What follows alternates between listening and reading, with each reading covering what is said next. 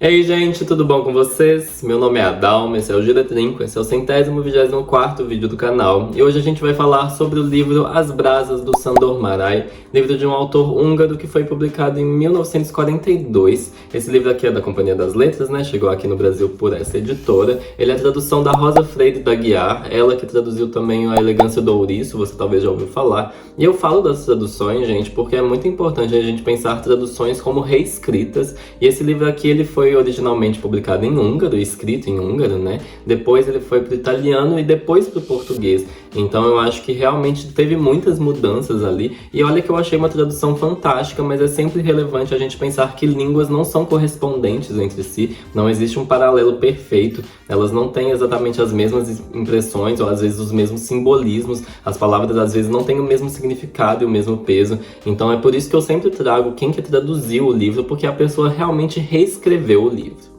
As Brasas vai contar pra gente a história do general Henrik, que ele vai receber uma carta um dia que vai ser basicamente o seguinte: eu tô aqui perto, posso passar na sua casa? E quem que escreveu essa carta? Foi um amigo dele, o melhor amigo dele da infância, da juventude, do início da vida adulta. E esse amigo teve um rompimento com ele, que a gente não sabe exatamente o que aconteceu. Esse rompimento realmente fez eles se afastarem durante 41 anos, até que o querido volta e fala: eu quero reencontrar. E o Henrik fala: pode chegar, pode entrar. E aí tem esse grande reencontro, esse grande choque de monstros, e a gente acompanha essa conversa. É uma premissa instigante, eu acho que foi uma coisa que realmente me atraiu pro livro. Eu queria muito saber o que tinha acontecido e como ia ser esse reencontro, mas eu aconselho a vocês não ler a orelha desse livro, porque a orelha dá mais informação do que era necessário. Inclusive, eu acho que ela dá uma informação que realmente era mais do que desnecessária. É quase um spoiler,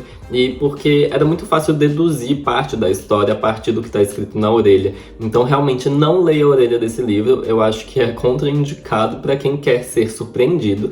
Mas, de qualquer forma, falando agora bem do livro objeto como um todo, eu acho que o título é muito bom, inclusive. Esse As Brasas, a gente entende depois por que chama As Brasas. Eu acho que é uma coisa um pouco fora do comum, e a gente realmente vai ver ali um significado que eu acho profundo.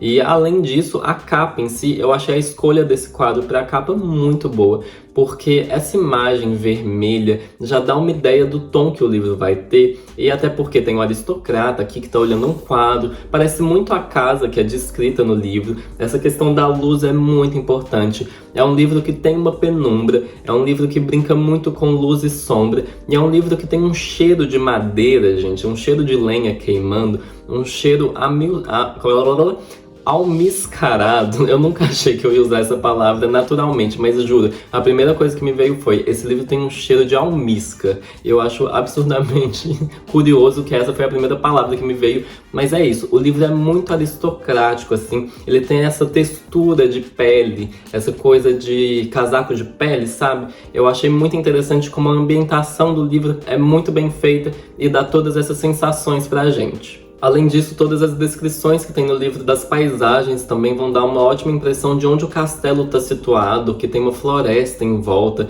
É uma coisa isolada e que parece uma coisa meio conto de fadas, mas também uma coisa solitária. É um livro que vai valsar. Eu acho que é um livro elegante nesse sentido também. Tem aquele gosto de Anastácia. Eu não sei se vocês assistiram a Anastácia, mas eu senti muito essa coisa um pouco russa, um pouco soviética, digamos, já que é ali na Hungria, né? Mas eu acho que, no geral, o livro dá uma atmosfera muito boa de onde ele está se passando. É um livro realmente com uma escrita muito minuciosa. Eu acho que o Sándor Márai, independentemente de se você gostou do livro ou não, você não pode negar que ele escreve muito bem. Até porque ele vai seguir um dos estilos de escrita mais difíceis, que é aquele simples, rebuscado, e que vai falar justamente de coisas muito gerais, muito humanas, assim. Então é aquela coisa que é muito difícil de colocar em poucas palavras, mas eu acho que ele tem muito sucesso nisso. Porém, falando um pouco mais sobre o protagonista, é fácil você achar odiável uma pessoa que tem esse contexto nobre, que tem essa herança militar também, que tá ali nas altas patentes. E eu acho que o livro também vai mostrar esse lado um pouco mais nojento dele, porque,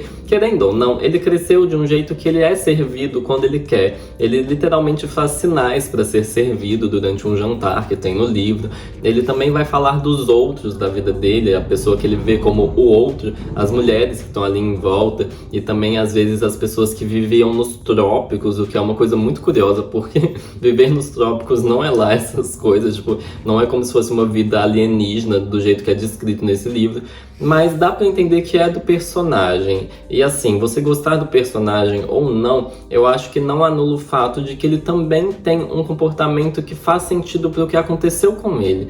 Eu acho muito injusto falar que ele é uma pessoa amarga no sentido de não ter motivo pra fazer o que ele tá fazendo.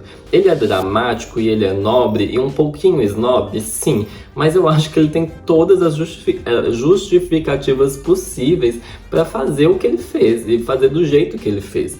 Porque isso ser desconsiderado eu acho muito injusto com o livro também. Falar que, nossa, ele só é odiável e pronto. Gente, se acontecesse o que aconteceu com ele, com você, você ficaria tão mal, mas tão mal, você falaria disso durante sua vida inteira, sabe? E é meio isso que acontece no livro de alguma forma, porque se passam 41 anos, ele meio que não superou um grande trauma, mas é um trauma, é um choque realmente enorme.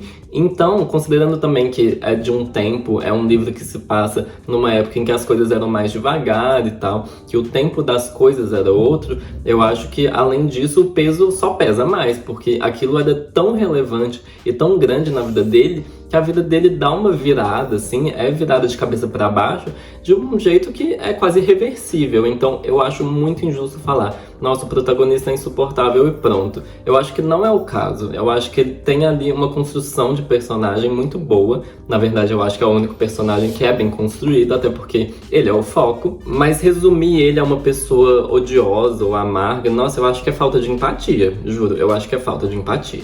E boa parte disso vai ser assimilada durante o reencontro dos dois amigos, que agora não se sabe mais se são amigos ou não, mas existe aquela coisa que realmente o livro tem um ponto em que dá uma guinada e que vai ter o reencontro. É tipo, o livro prepara tudo e aí começa o reencontro e vai ser só sobre o reencontro depois. E nisso a gente pode se perguntar, é uma rinha de nobre? É uma rinha de aristocrata?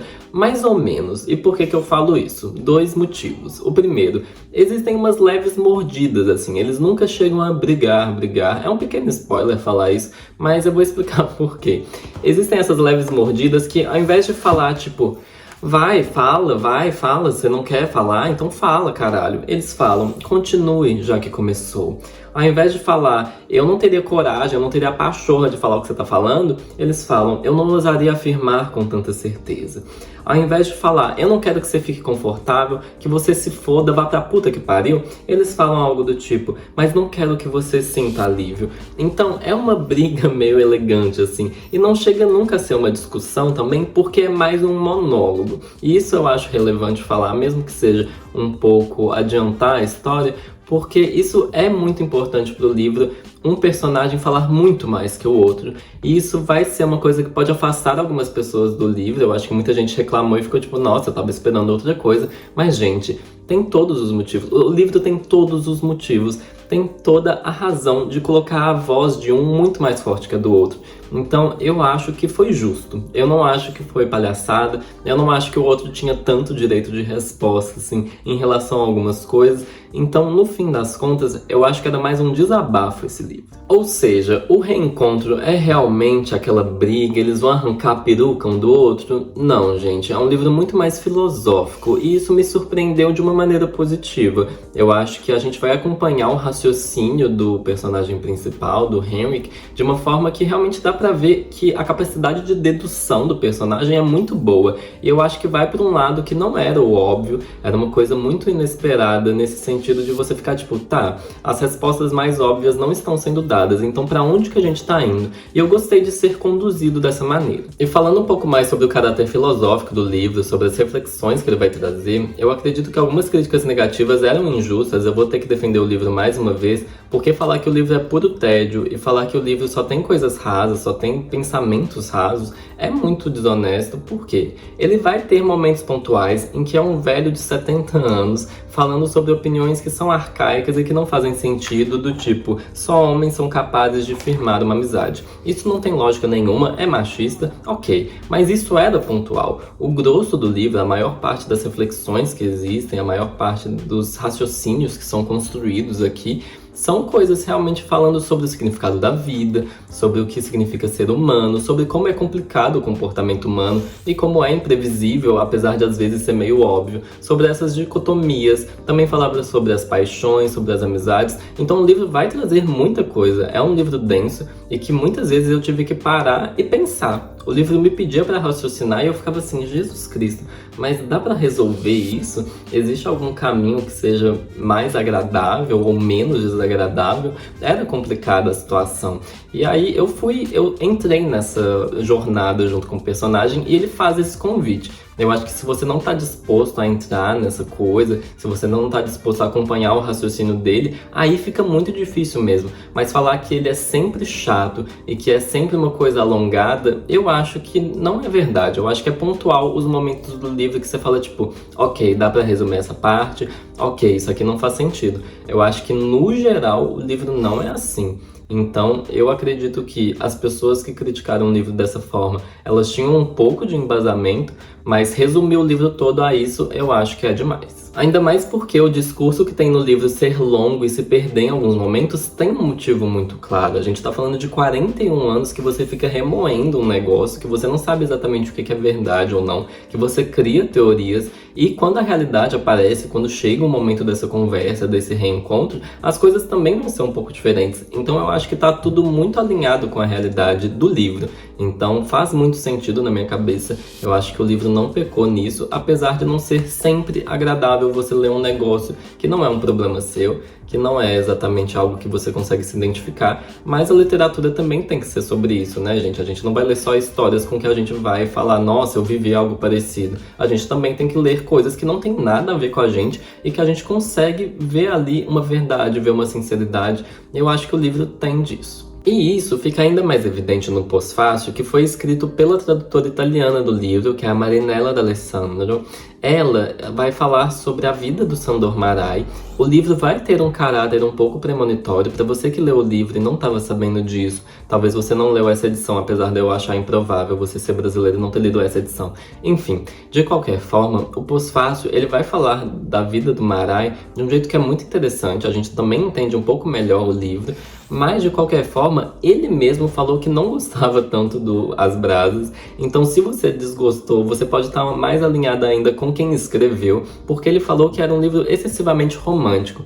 E eu boto fé que esse talvez seja não o ponto que eu mais desgostei do livro, ou que menos me agradou, mas existe essa carga. Era um personagem que realmente colocava muita importância em coisas que não necessariamente eram tão importantes, mas ao mesmo tempo eu entendo ele. Eu acho que fazia muito sentido. Eu entendi que era o caráter dele ali. Então não tem como reclamar. Mas ele tende a ser romântico, ele tende a ser dramático, vocês já entenderam isso. Vamos finalizar o vídeo. Se você me perguntar se eu gostei do livro, o que eu vou falar pra você? Eu achei muito interessante, um livro realmente intrigante. A escrita é maravilhosa, gente, é realmente fabuloso. As palavras, o cuidado com as escolhas de vocabulário, com as construções das frases, eu achei muito bem escrito. E mesmo gente que estava descascando o livro falou assim, nossa, eu detestei, mas eu quero ler outra coisa do autor. E várias pessoas falarem isso, é meio raro alguém falar tipo, nossa, eu detestei isso, mas eu quero saber mais, é muito difícil. Então eu não tenho como negar a escrita e eu gostei muito da história. Eu acho que apesar de não ser exatamente o óbvio, eu já falei isso tantas vezes nesse vídeo, apesar de não ser exatamente o que é esperado, apesar de não ser exatamente o final que vai te deixar mais contemplado, é aquela coisa que é real. E você tem que aceitar que a vida às vezes é continuar vivendo. E isso é muito interessante. Eu acho que foi um raciocínio, uma reflexão sobre isso também muito legal. Eu acho que não tinha outro jeito, não tinha outra saída, porque às vezes a vida não tem uma saída. A gente só tem que continuar se distraindo ou criando outras coisas. Não tem exatamente como resolver aquilo. Enfim, eu não quero dar spoilers, é um livro que realmente eu acho que vale a pena ler. Eu recomendo, se você me perguntar se eu recomendo o livro, eu recomendo. Eu acho que se você vê que você não tá gostando, para de ler, porque não vai mudar, não vai melhorar, não tem aquele momento em que tudo vale a pena, assim. É um livro que se você não tá gostando, você devia parar. É esse tipo de livro.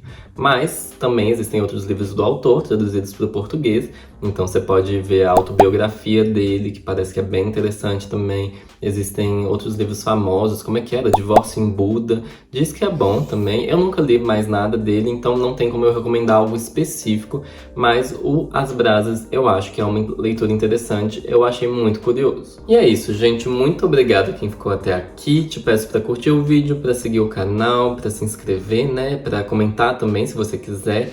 E é isso, estamos tentando aqui monetizar o YouTube. Se você tá no Spotify, existe o YouTube. Se você tá no YouTube, existe o Spotify, para quem gosta de escutar só os áudios, para quem tá ouvindo no carro, tá ouvindo no transporte público, às vezes é mais fácil. Então fica o convite para você escutar o Gira Trinco, para você ver as resenhas onde você quiser. Um abraço e um beijo para todo mundo e até o próximo vídeo.